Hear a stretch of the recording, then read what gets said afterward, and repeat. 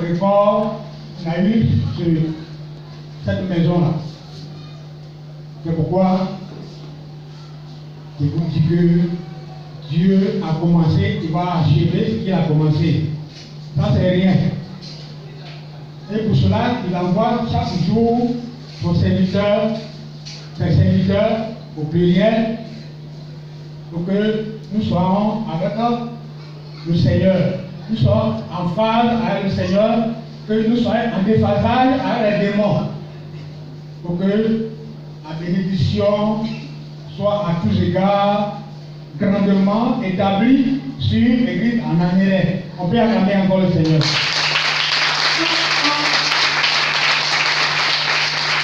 Donc je disais que Dieu nous visite aujourd'hui, ce matin, dans la personne de son serviteur.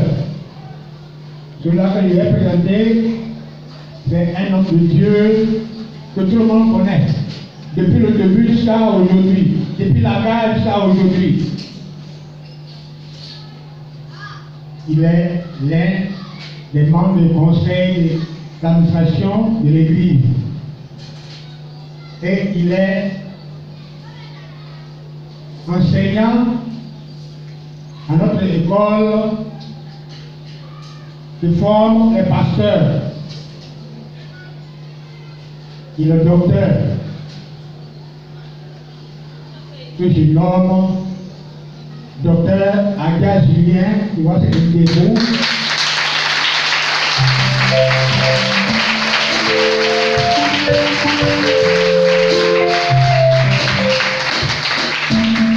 Le docteur m'a dit quoi? Il enseigne. Ce matin, on voit une part très importante dans l'enseignement pour que l'Église en Amérique soit vraiment dans l'enseignement qui est donné, pour que nous soyons vraiment toujours dans l'excellentisme, dans ce qui est excellent. Notre Église est appelée Église excellentissime. C'est ça, non? Donc, ce qui est excellent, c'est sur ça que va se baser pour pouvoir que nous demeurons dans cet état-là pour aller de l'avant. Parce que quand on dit qu'on est excellent, l'enseignement qu'on reçoit pour être et demeurer dans cet état-là, c'est pas comme les autres enseignements. Amen. C'est pourquoi Dieu a appelé ici le docteur.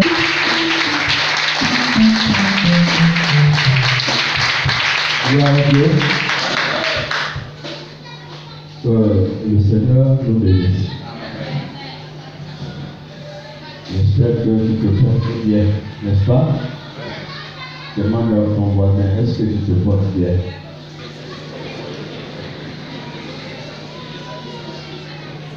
Vous savez, l'Église de Dieu est différente de la religion. Dans la religion, on vient, on s'assoit, et après quoi on sort. On peut s'asseoir à côté de quelqu'un, et on peut ne pas se parler, et après quoi on sort. Pour dire qu'on ne se préoccupe pas des uns des autres. Mais dans l'Église véritable de Dieu, là où se trouve la vie du Seigneur, on se préoccupe des uns et des autres, afin de se soutenir mutuellement.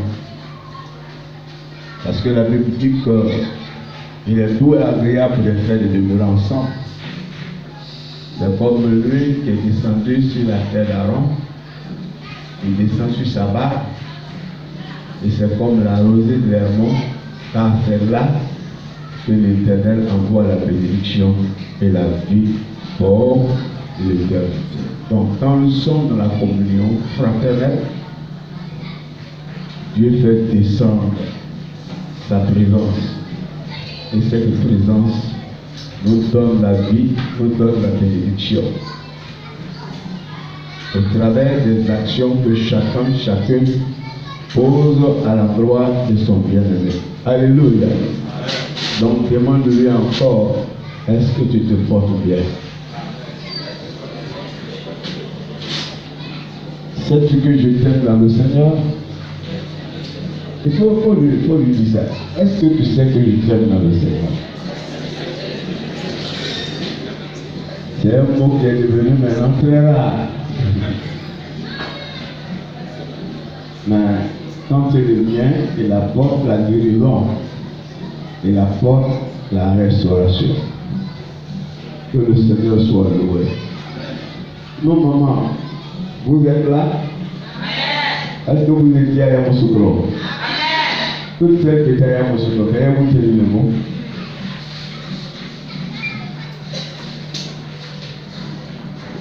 Acclamons le Seigneur pour elle. Elle est très restaurée, très judiciaire. Dans les enseignements, dans les prières de délivrance et de guérison. Vous savez, quand la femme elle est restaurée, c'est toute la famille qui est restaurée.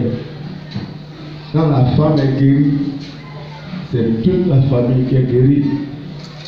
Quand la femme elle est renouvelée dans l'onction de Dieu, c'est toute l'église qui est renouvelée. Acclamons le Seigneur pour elle. Nous croyons que cette option que nous avons avec le continuerons à diverser ce nom au nom de Jésus. Asseyez-vous. Et que le Seigneur fortifie chacun. Demeurez toujours dans la grâce de Dieu. Vous êtes venus à l'église, pas pour l'homme, mais pour Jésus. Donc, il faut regarder Jésus, mesurer les poupées et parcourir ces poupées avec lui pour aller jusqu'au bout dans la félicité éternelle. Nous venons à l'église pour le ciel. Et à cause du ciel, Dieu, de temps à l'autre, il peut nous donner les choses de la terre. Mais sinon, le but de Dieu, l'essentiel de Dieu, pour nous, en étant dans sa présence, c'est pour le ciel. Voici pourquoi, pour ce qui concerne notre aller auprès de lui, il peut utiliser n'importe quel moyen qui lui plaît, pourvu que nous soyons devant lui. Des fois, il arrive que pour le départ de certains, on se pose mille et une questions. Mais quand Dieu permet, ça veut dire que c'est sa volonté. Quand Dieu permet, cela veut dire que c'est sa voie.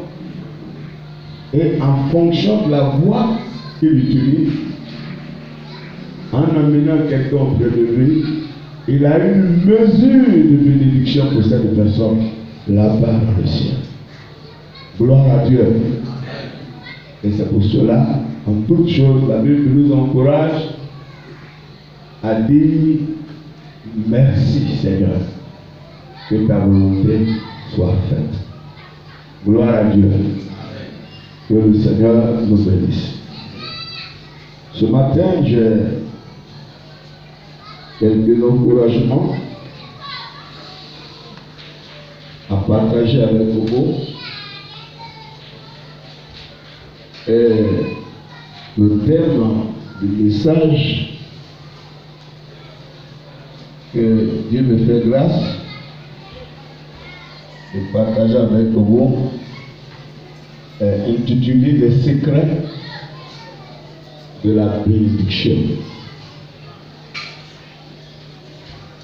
Les secrets de la bénédiction.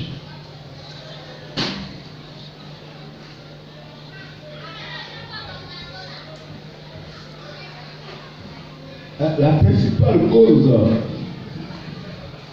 de la venue de chacun de nous à l'église, que je pense est vrai,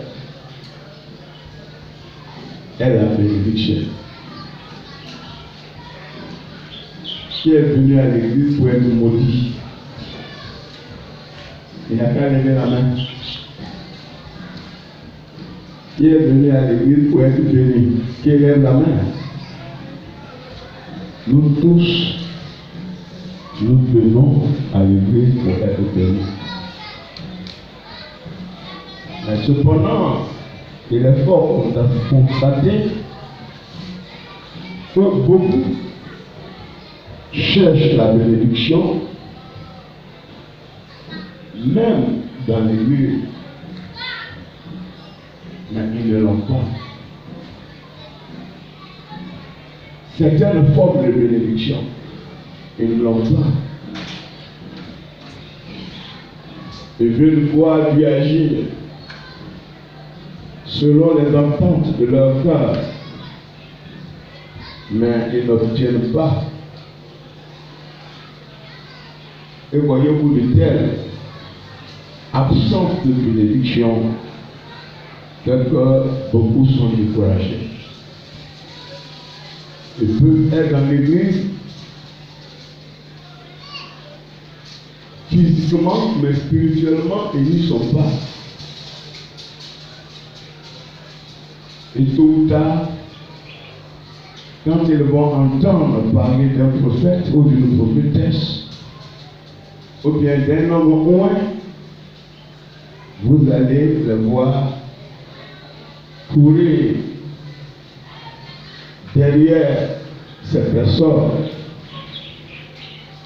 croyant qu'avec elles, les attentes de leur cœur seront exaucées. Bien-aimés, il y a des conditions à remplir, il y a des conditions à observer afin d'être dans la bénédiction. Il y a des prix à payer pour que la bénédiction soit de l'autre. C'est pourquoi au travers de la parole de Dieu d'aujourd'hui, le Seigneur va nous rappeler certaines choses. Et les rappels sont bons. Les rappels nous amènent à revoir notre vie au point que, en se fixant sur les orientations du Saint-Esprit, les orientations de Dieu, que le miracle soit produit à nous, au nom de Jésus-Christ. Pour de Dieu que nous allons analyser, et nous allons dégager des leçons spirituelles pour les appliquer à notre vie de chaque jour. Luc, le chapitre 5, du verset 1 au verset 10. Luc, le chapitre 5, du verset 1 au verset 10. Je demande à quelqu'un de nous faire la lecture. Luc, le chapitre 5, du verset 1 au verset 10. Luc, le chapitre 5, du verset 1 au verset 10. Comme Jésus se trouvait auprès du lac de Nazareth et que la foule se pressait autour de lui pour entendre la parole de Dieu, il vit au bord du lac deux barques d'où les pêcheurs étaient descendus pour laver leurs filets. Il monta dans l'une de ces barques qui était à Simon et il le pria de s'éloigner un peu de terre. Puis il s'assit et de la barque il enseignait la foule. Lorsqu'il eut cessé de parler, il dit à Simon: avance en pleine eau et jetez vos filets pour pêcher. Simon lui répondit: Maître, nous avons travaillé toute la nuit sans rien prendre. Mais sur ta parole, je jeterai le filet. L'ayant jeté, il prit une grande quantité de poissons et leur filet se rompait. Il fit signe à leurs compagnons qui étaient dans l'autre barque de venir les aider. Ils vinrent et il remplit les deux barques au point qu'elles enfonçaient. Quand il vit cela, Simon-Pierre tomba aux genoux de Jésus et dit: Seigneur, retire-toi de moi, parce que je suis un homme pécheur. Car l'épouvante l'avait saisi, lui et tous ceux qui étaient avec lui à cause de la peur qu'ils avaient faite. Il en était de même de Jacques et de Jean, fils de Zébédée, les associés de Simon. Alors Jésus dit à Simon, ne crains point, désormais tu seras pécheur d'hommes. Gloire à Dieu. Nous voyons Jésus qui était au bord d'un grand lac. Mais en ce lieu, il y avait toute une foule qui le pressait. Parce qu'elle était désireuse d'entendre la parole de Dieu. Vous savez, à cette époque, il n'y avait pas les micros. Donc, pour que tous l'entendent, Jésus avait décidé d'avoir une barque dans laquelle il pouvait s'avancer sur l'eau, et étant sur l'eau, en parlant, d'abord étant sur l'eau, tout le monde pouvait le voir, et secondement, en parlant, sa voix par les hommes pouvait permettre aux uns et aux autres d'entendre les enseignements qu'il était en train de donner. Mais quelle part choisir? Et dans ses démarches, en tant que Dieu, il a choisi la barque de Simon-Pierre. Parce qu'il s'était rendu compte qu'il y avait une réalité que celui-ci avait commis. Donc, de cette part, sur le lac, et enseigné. Ayant fini le travail, il se tourne vers Simon-Pierre en lui disant, maintenant tu peux avancer en plein eau. Maintenant que tu m'as permis de servir Dieu, tu peux avancer en plein eau, jeter ton filet. Ayant dit cette parole, la Bible nous dit que Simon regarde Jésus et lui dit, on a travaillé toute la nuit, mais on n'a même pas pu prendre un seul poisson. Mais sur ta parole, je vais jeter le filet. Et la parole de Dieu nous dit qu'il a jeté le filet. Mais que va-t-il se passer? Le filet a commencé à se rompre parce qu'il était bourré de poissons. Et il fut obligé de faire appel à d'autres pêcheurs pour les aider afin de soulever le filet. Et quand ils ont ramené les poissons dans la barque, la parole de Dieu dit que Simon-Pierre, à la rive donc, il s'était approché du Seigneur et il s'est jeté sur ses pieds en lui disant, ah, je suis un homme pécheur, retire-toi de moi. Et Jésus lui a dit, désormais là, tu seras un pécheur d'or. C'est une histoire qui est remplie de beaucoup de leçons spirituelles, mais par rapport aux objectifs que le Saint-Esprit voudrait atteindre, il y a quelques-unes, au moins 4 que nous allons sélectionner. 4 qui nous montrent les secrets de la bénédiction. Du verset 1 au verset 3, comme on le disait tantôt, la foule pressait Jésus.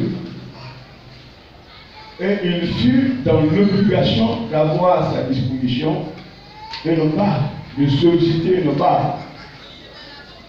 Mais la barque qu'il a choisie, comme on le disait tantôt, était celle de Simon-Pierre. La Bible nous fait savoir que Simon ne le connaissait pas. mais volontairement, librement, il a mis sa barque à sa disposition. Comme vous savez, cette barque était toute pour Simon-Pierre. C'est par le fruit du travail entrepris avec cette barque que Simon-Pierre peut pouvoir au besoin de sa famille. Il pouvait se faire un peu d'argent. Il pouvait résoudre quelques problèmes. Cependant, quand même, qui ne connaissait pas Jésus, il a mis cette barque à sa disposition pour accomplir la volonté de Dieu. Bien-aimé, la barque était donc le symbole de la vie de Simon-Pierre. Mais il l'a mise à la disposition du Seigneur. L'enseignement que nous pouvons tirer au travers de ce fait est que, premièrement, pour être bénis, nous devons donner notre part à Jésus. La part de notre vie. Nous devons la mettre à la disposition du roi des rois, à la disposition du Seigneur des seigneurs. Aujourd'hui, nous avons des gens qui sont dans le monde, qui vivent leur vie comme bon les semble, mais ils veulent la bénédiction. Et il y a des gens qui sont dans l'église, aussi les mêmes, mais qui n'ont pas donné leur vie à Jésus-Christ. Ils n'ont pas donné leur part à Jésus-Christ. Cependant, ce sont des gens qui courent derrière la bénédiction. Le premier contrat pour être béni par Dieu, il faut donner la part de sa vie à Jésus. Parce que c'est Jésus qui est le chemin, la vérité et la vie. Jésus a dit que nul ne peut aller au Père que par lui seul. Dans 1 Corinthiens, le chapitre 3, le verset 16 à 17.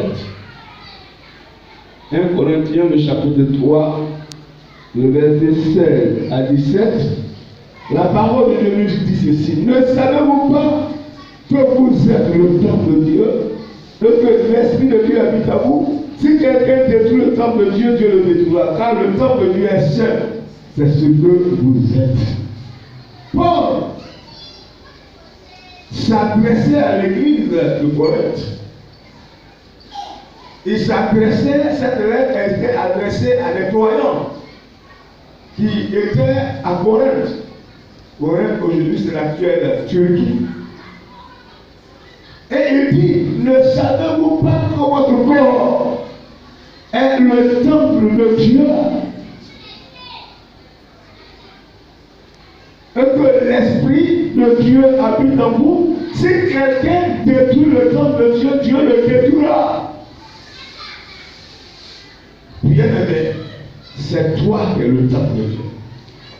C'est toi qui es la barque de Dieu. Et le Seigneur, il voudrait que cette barque, tu la mettes à sa disposition. Que ta vie, tu la mettes à sa disposition. Beaucoup souvent, quand Dieu les interprète, à ce que lui donne leur vie, et disent non, leur vie leur appartient. Et dans le propos qu'ils tiennent, ma vie c'est ma vie. Ma vie c'est ma vie. C'est ma vie privée. Ta vie n'est pas ta vie. Cette vie t'a été prêtée par Dieu. Un jour tu vas rendre compte à Dieu. Voici pourquoi, en venant à l'église, Il faut que ton corps soit l'église de Dieu. Il faut que ta vie soit le temple de Dieu. C'est alors que, quand Jésus-Christ va venir, il pourra t'enlever. Jésus ne viendra pas pour enlever des bâtiments, mais il viendra enlever des corps dans lesquels il habite, des parts dans lesquelles il habite. Voici pourquoi, quelle que soit la charge que tu as dans l'église, quelle que soit la navette que tu fais entre l'église et ta maison, il importe que Dieu soit en toi. Dis à ton voisin, il importe que Dieu soit en toi. Sinon, un jour, le Seigneur te dira, mais au milieu d'iniquité, je ne te connais pas. Va dans l'état ardent de feu et de sauve. Gloire au Seigneur. Le premier secret de la bénédiction, c'est de donner sa part au Seigneur. Dans Matthieu, le chapitre 6, le verset 33, Matthieu, le chapitre 6, le verset 33, la Bible dit, cherchez premièrement le royaume de Dieu et sa justice. Et toutes ces choses vous seront données par les cieux. Si tu donnes ta part au Seigneur, Dieu va ordonner aux choses de cette vie de s'attacher à toi. Mais si tu ne donnes pas ta part au Seigneur, le Seigneur va ordonner aux choses de cette vie de te fuir. Vous comprenez pourquoi parler? Il y a certains qui courent et ils ne reçoivent rien. Il y a certains qui frappent et il n'y a personne qui leur ouvre les portes. Il y a certains qui cherchent et ils ne trouvent jamais. Dieu a ordonné aux choses d'ici pas de te fuir. Parce que la Bible dit que tout a été créé par lui et pour lui. C'est quand tu es connecté à lui. C'est quand tu es attaché à lui, c'est quand tu lui donnes ta part que le Seigneur te bénit. Alléluia. Donc le premier secret de la bénédiction, c'est de donner sa part au Seigneur. Quand nous lisons du verset 4 au verset 6, de notre texte de base, Luc 17, la Bible nous dit que Jésus, après qu'il ait fini de prêcher, il dit à Simon-Pierre, avance en pleine eau et jetez vos filets pour pêcher. Et Simon lui répond, Maître, nous avons travaillé toute la nuit sans rien prendre, mais sur ta parole, je jetterai le filet. Mais sur ta parole, je jetterai le filet. Nous constatons que, eu égard au sacrifice consenti par Simon-Pierre, Jésus décida de le plonger dans la bénédiction. Avance en plein eau. Jetez vos filets. La bénédiction est là. Le chemin de la bénédiction est là. Mais il y a une remarque qui se présente. La remarque est qu'au lieu que Simon-Pierre emprunte aussitôt la voie de la bénédiction, il commence à parler à Jésus. Seigneur, nous avons travaillé toute la nuit, mais sans même avoir un seul poisson. Il était en train de dire à Jésus, mais ne sais-tu pas que ce lac, je le connais plus que toi? Je suis un spécialiste d'ailleurs. Je suis un spécialiste de cette eau. On a travaillé toute la nuit sans rien prendre. Et sur une simple déclaration, tu voudrais que nous agissons. Sur une simple déclaration, penses-tu que nous allons avoir des poissons, nous allons pêcher des poissons? On a passé toute la nuit. En clair, Simon Pierre était en train de raisonner. Et c'est la vie de beaucoup de chrétiens. Quand Dieu leur parle, les raisons. Les raisons. Il y a d'autres même maintenant qui sont devenus incrédules. Et ça fait 20 ans que je suis dans cette église. Ça fait 10 ans. Moi, j'ai même côtoyé le révérend Dr. Lyon. Tous les anciens du ciel, je les ai côtoyés. Tous les pères spirituels dans le district d'Abidjan, je les ai côtoyés et après une solution. Ceux-là, ce sont des hommes. Mais celui qui te parle, c'est Dieu. Celui qui t'indique la voie de la bénédiction, parce qu'il a vu que tu as tant souffert. C'est le Seigneur de gloire. Cette maladie pour laquelle j'ai été voir le grand spécialiste. Vous me dites que par une simple prière, ça va aller. Cette situation conjugale pour laquelle j'ai vu le grand conseiller conjugal et ça perdure. Vous pensez qu'il aura gain de cause par une simple parole, par une simple prière. Et à force d'agir de la sorte de voici, te tourne sur toi, te tourne sur toi. Alors que la bénédiction est à quelque part, Dieu ne change pas ses voix. Et une fois qu'il a dit, il a dit.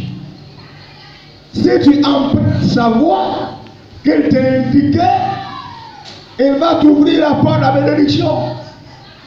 Mais si tu résistes à cette voix, bon, tu vas tourner sur toi, tu vas tourner sur toi, tu vas tourner sur toi. Et à certains, au lieu de faire ce que le Seigneur veut, ils sont sortis de l'église, ils sont allés et là, et jusqu'à présent, il n'y a pas gain de cause. Frères et sœurs, voyez-vous, Simon a raisonné, mais plus tard il a dit à Jésus, mais sur ta parole, ta parole créatrice, ta parole transformatrice, ta parole miraculeuse, sur elle, je vais jeter le filet, je vais jeter le filet.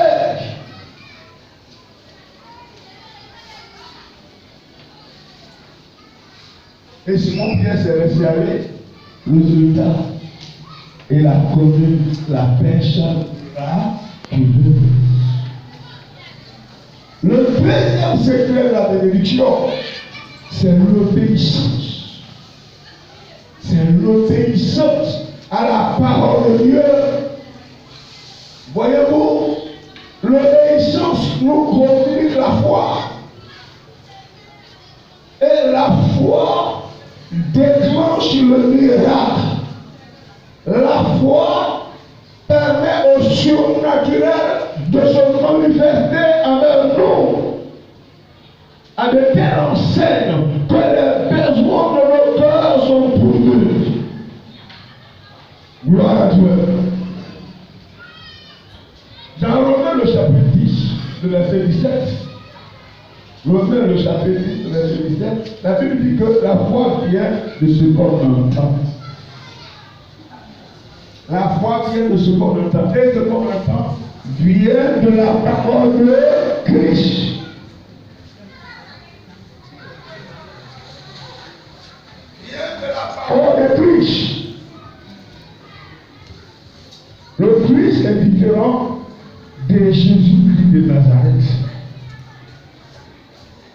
Quand il s'agit de Jésus-Christ de Nazareth, ça, il s'agit de l'homme Jésus. Mais quand on parle du Christ, il s'agit de Dieu.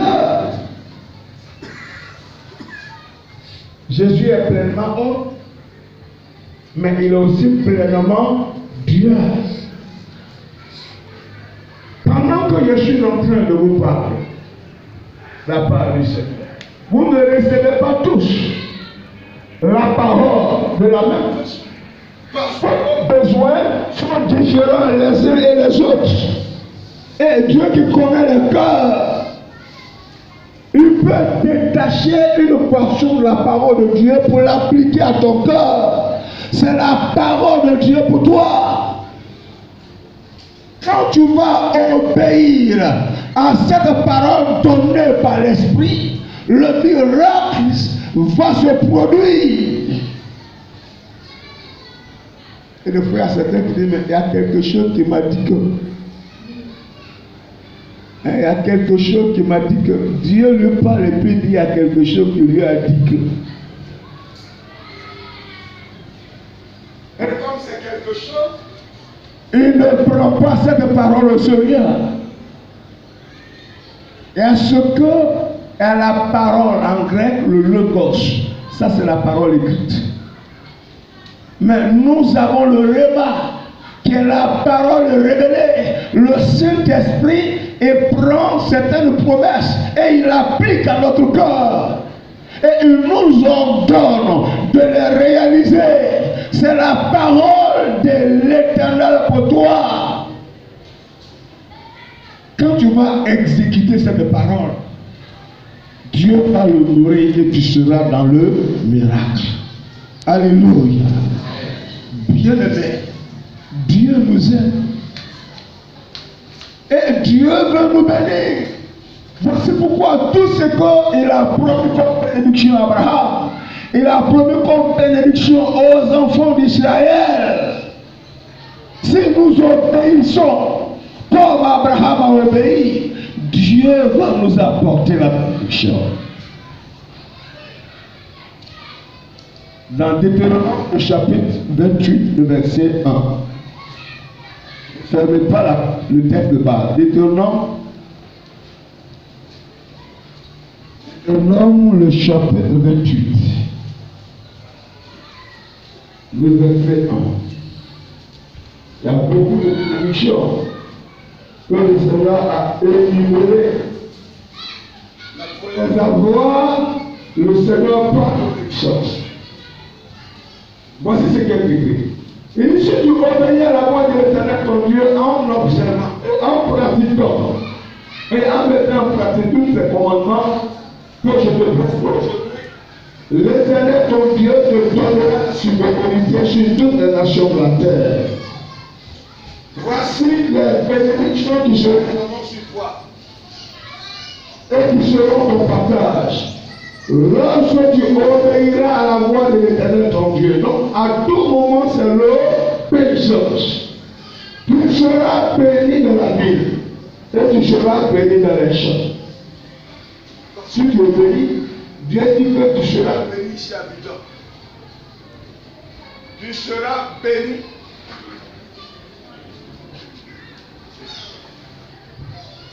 Tu seras béni ici à Abidjan. Et tu seras aussi béni au village. Alors, il y a certains qui sont habités, ils ne sont pas bénis. Et dit comme je ne suis pas béni à Abidjan, hein, je vais aller au village. Au village, même encore là-bas, c'est pire. La galère. Examine ta vie. Est-ce que tu oublies? Est-ce que tu ne contestes pas contre la parole de Dieu? Tu ne doutes pas de la parole de Dieu? Est-ce que tu n'es pas incrédule face à la parole de Dieu? La vie que tu mènes n'est pas différente de cette parole que tu reçois. Et il y a beaucoup d'autres promesses. Le fruit de tes entrailles, le fruit de ton sol, le fruit de tes troupeaux, la portée de ton gros et de ton menu bétail, et toutes ces choses seront bénies. Ta corbeille, ta huile seront bénies. Tu seras béni à ton arrivée, tu seras béni à ton départ. L'Éternel te donnera la victoire sur tes ennemis qui se lèveront contre toi. Ils sortiront contre toi par un seul chemin, et ils s'enfuiront devant toi par 7 chemins. L'Éternel ordonnera la bénédiction d'être avec toi dans les greniers, dans toutes tes entreprises. Il te bénira dans le pays que l'Éternel ton Dieu te donne, etc. Mais Dieu dit d'abord l'obéissance. Dieu a dit qu'il bénira mon départ et mon arrivée. Oui, Dieu a dit ça. Mais est-ce que toi tu obéis? Et il pas quand le malheur non, mais Dieu a dit qu'il bénira mon départ et mon arrivée. Mais est-ce que tu obéis? Dieu a dit qu'il leur donnera la bénédiction de s'attacher avec moi, à moi. Mais comment se fait-il qu'il y a telle et telle chose? Mais est-ce que tu obéis? Bien aimé, que nous obéissons. Des fois, on n'a même pas besoin de passer du temps à chasser les démons. Pourquoi? Parce que l'Éternel Dieu lui-même est le combat pour nous. Il combat pour nous. Il est un bon père. Et un bon père prend soin de ses enfants. Il ne peut pas te donner le pouvoir d'être enfant de Dieu et ne peut pas prendre soin de toi.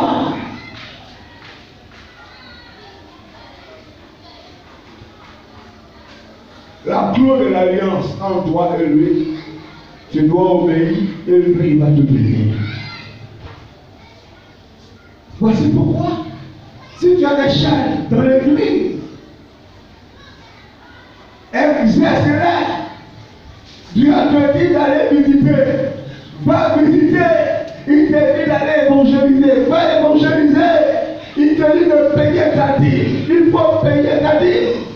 Il te dit d'aller consoler un frère ou une soeur qui souffre. Obéis. Il te dit, va faire ceci, va faire cela. Obéis.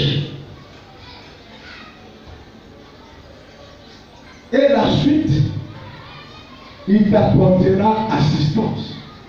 Il t'apportera bénédiction. Mais si tu passes tout ton temps à attrister le Saint-Esprit, quel Dieu qui va se souvenir de toi?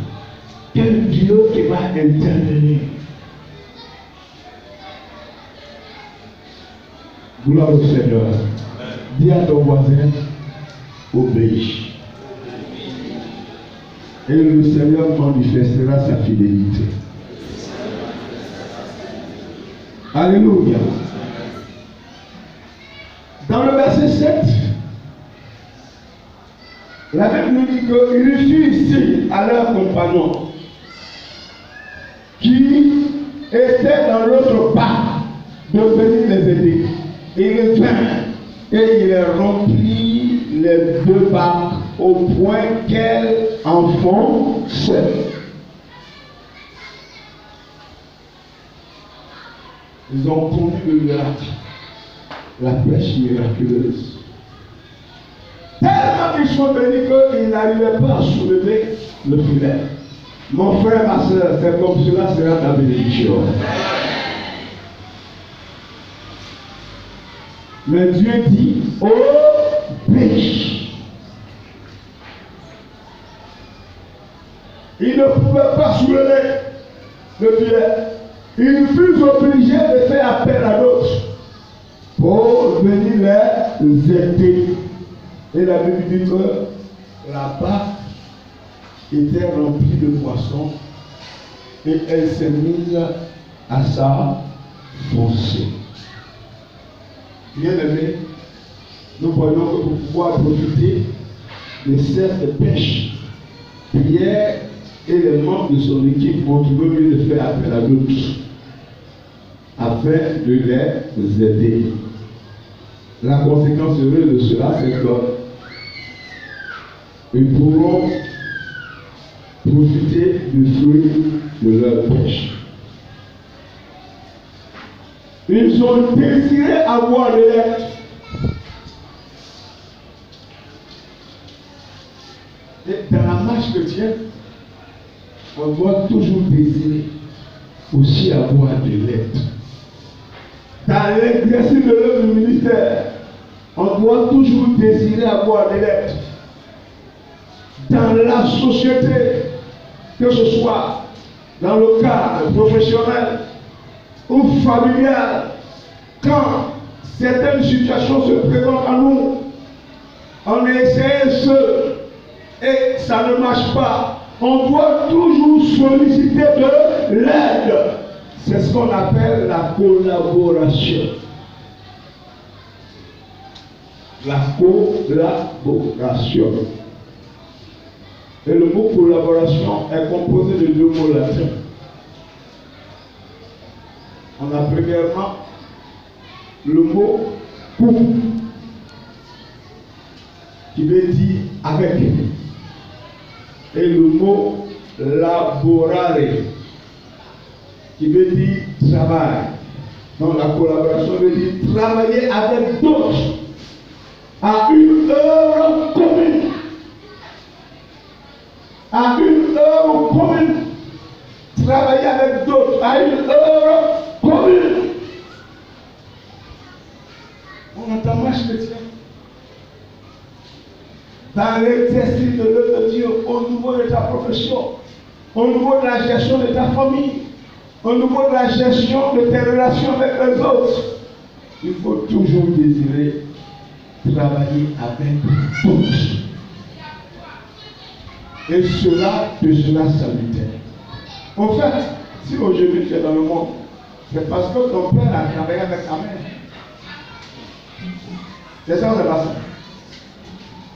Si aujourd'hui tu es éduqué, c'est parce que tu as travaillé avec un instituteur ou un professeur. Si aujourd'hui tu as une formation professionnelle, c'est parce que tu as accepté de travailler avec un enseignant. Dans la vie, tout est fait. Si nous voulons prospérer, tout est fait sur la base de la collaboration.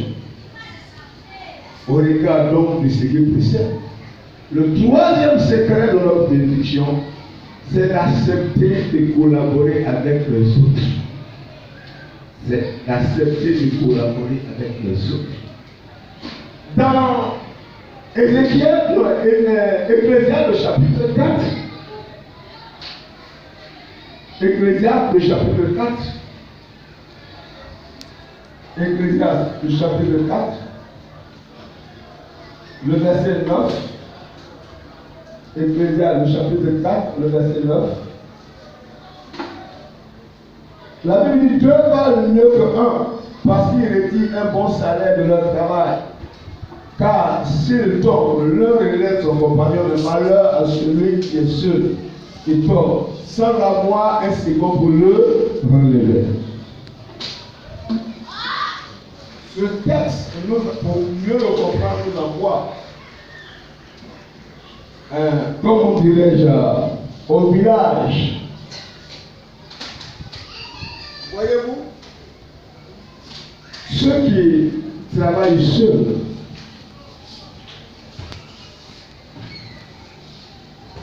ils ne gagnent pas beaucoup. Mais pensez à ceux qui travaillent en coopérative. Ce sont des gens qui gagnent beaucoup. Quand tu agis seul, tu ne remportes pas cette victoire. Mais quand tu agis avec les autres, vous remportez beaucoup de victoires. Et par rapport donc à ce fait, il ne faudra pas, dans ta marche chrétienne, être seul. Il ne faudra pas dans l'exercice de l'œuvre du ministère être seul. Dans la gestion de ta famille, dans la gestion de ta charge lucrative, agir seul.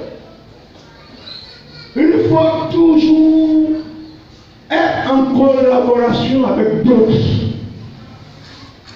Résultat, de grandes bénédictions vont se répandre chez toi. Gloire à Dieu. Et je bénis Dieu pour l'homme de Dieu qu'il vous a envoyé. Mais celui qui est parti, si aujourd'hui vous avez pu construire ce temps, c'est parce que vous avez collaboré avec lui. C'est ça, c'est pas ça.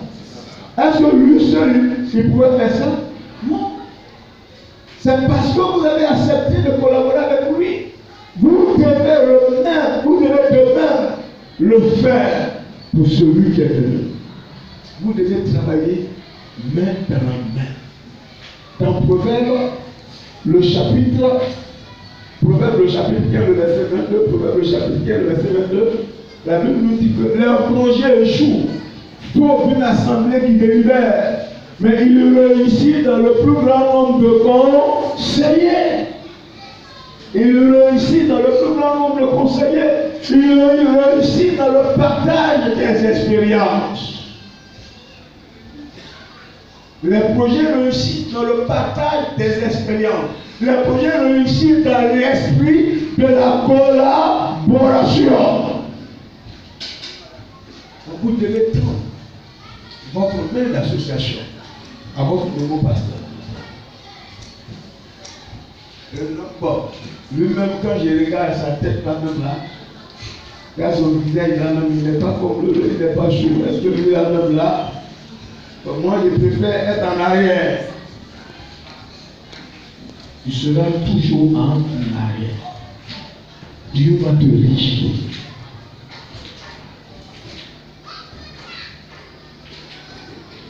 Il n'est pas venu de lui-même, c'est le Saint-Esprit qui l'a envoyé afin de collaborer avec vous. Pour que dans cette partie de la terre, les âmes soient gagnées, les âmes soient restaurées, le règne de Dieu aille de mieux en mieux pour la gloire de son nom. L'autre a acheté sa coudée.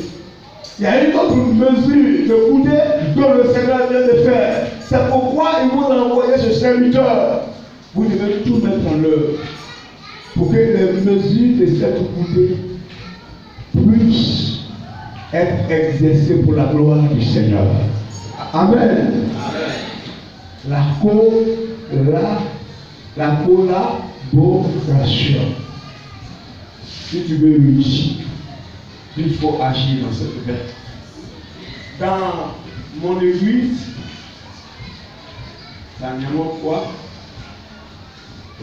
l'ancien pasteur, tout juste quand il était arrivé, les conseillers lui ont dit: ah, pasteur, pour notre besoin, nous voulons un terrain sur lequel nous allons construire notre temple. C'est tout ce que nous voulons que vraiment, avant que tu ne quittes ici, tu fasses ça.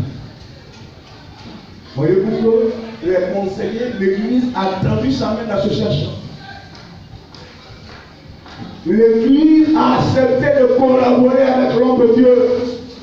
L'église a donné la vision du Saint-Esprit à l'homme de Dieu. Et l'homme de Dieu, il n'y a pas de problème. Durant tout le temps qu'il a passé là-bas, par la grâce de Dieu, il a pu leur trouver le terrain. Ils étaient sur le point de construire le temple quand le pasteur était avec eux. Mais le nouveau pasteur qui est arrivé, avec lequel aujourd'hui je suis son conseiller, tout comme le vieux est votre conseiller ici. Le pasteur a travaillé dans la même veine. Il a travaillé dans la même vision. Le temple a été bâti. Le temple a été construit. Mais au-delà de cela, le temple est climatisé. climatisé. Un temps coquette. Très simple. Qui était fait provisoirement avant de bâtir le grand temple. Et le peuple est toujours dans l'esprit de la collaboration. Bien aimé, il faut accepter de collaborer, que ce soit dans l'église ou en dehors de l'église. Il y a certaines personnes, c'est toujours elles seules. Elles seules, elles n'ont besoin de personne. Même quand on leur donne des conseils, elles foulent au pied des conseils. Mais c'est pourquoi ta vie est comme cela. Toujours échec sur échec. Toujours des difficultés. Toi seul, tu ne peux pas bâtir ta vie. Toi seul, tu ne peux pas réaliser les objectifs. Tu as besoin de quelqu'un d'autre. Voici pourquoi en tant qu'homme, Dieu t'a donné une femme. Si c'est pour mettre les enfants au monde, là, comme il y a ton plaisir dedans, tu collabores. Mais pour la gestion de la famille, pour la gestion de l'argent, tu ne collabores pas. Il y a des gens, des hommes, c'est des hommes, leur argent, c'est leur argent. À la fin du mois, ils changent.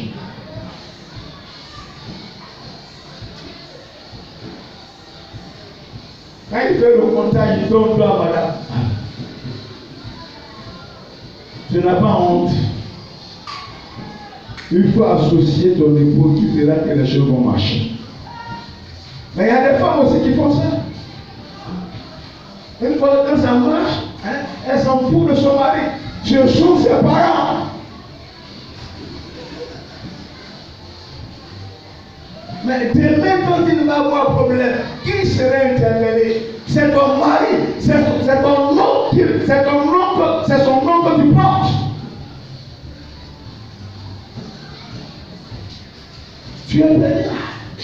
Ah chérie, voici ce que j'ai eu. Et vous asseyez ensemble, vous réfléchissez et vous faites la planification. Mais une fois que tu es venu aller, c'est dangereux.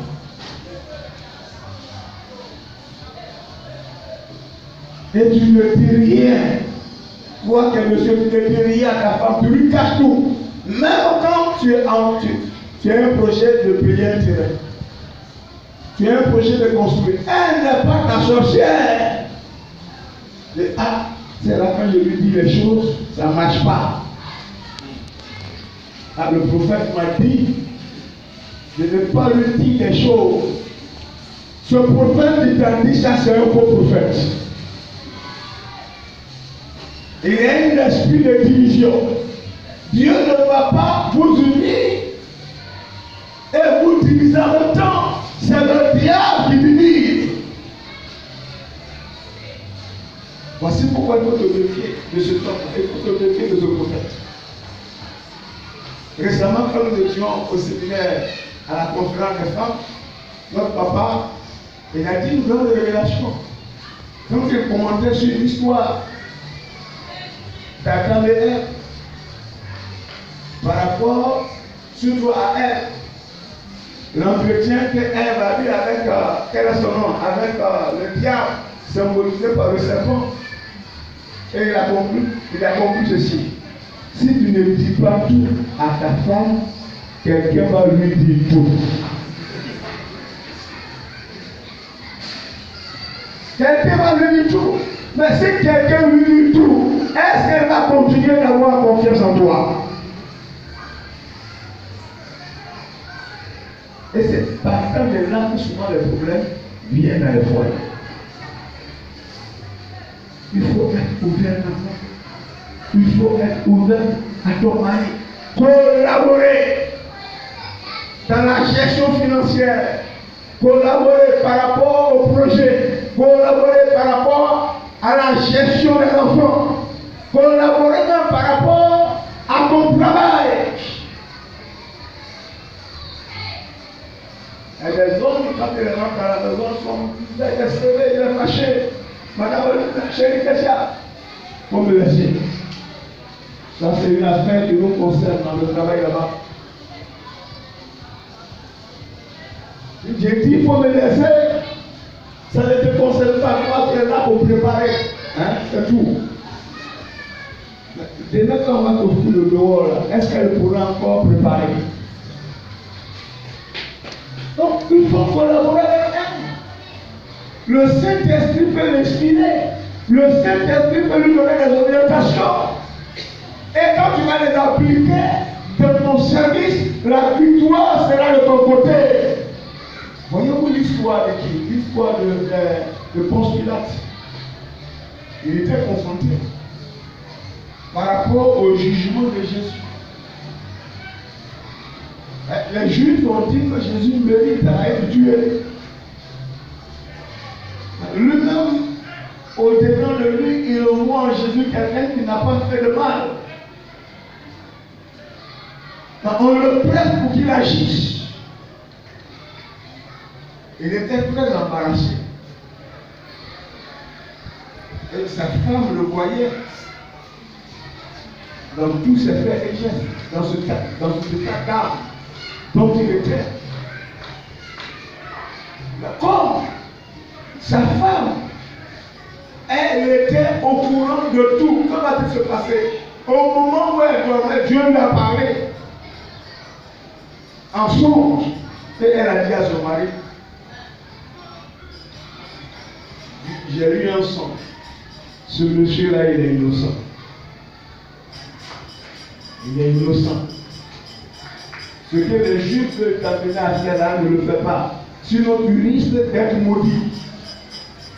Et c'est ça qui a donné la force à Pilate publiquement pour dire que lui, il est plus du sang de Jésus.